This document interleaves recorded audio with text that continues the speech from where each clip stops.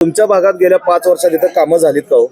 काही झालेलं नाही. तरी आता बघा की 2-2 महिने लोक गटार काढत नाहीत. सांगायला गेले की ते उरपाट मांडतात आमच्याशी. पावसाळ्यात पाणी येते घरात.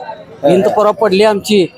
मुलं बाळ आमची वाचल्यात परवाच्या ह्याला. बापरे. त्या टायमाला कुणी आलं नाही. गटर केवढं तुंबले, त्याच्यामुळे डास येतात, इन्फेक्शन होते, परत लहान बाळांना आजार अजिबात हटत नाहीत. गटरीची जी कामं आहेत ते आज 20 वर्ष झालेली नाही. पेशंट जरी नेलं तर अर्ध्या रस्त्यातच ते दगावणार. ते सांगायला गेले की म्हणतात मध्ये रस्ता फोडायला पाहिजे, ते आम्हाला परवानगी नाही, हे नाही.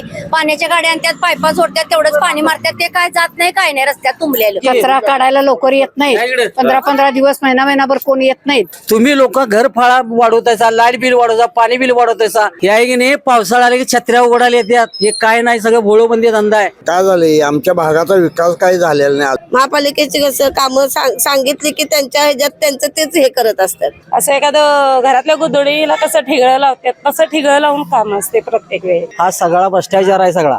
या चेंबर तिथे येऊन बघा, तिथं तुम्ही बघितलं की तुम्ही रडत बसशीला. सूर्य हॉस्पिटलची सेवा तत्परतेची, आता उपलब्ध सुविधा कॅशलेसची.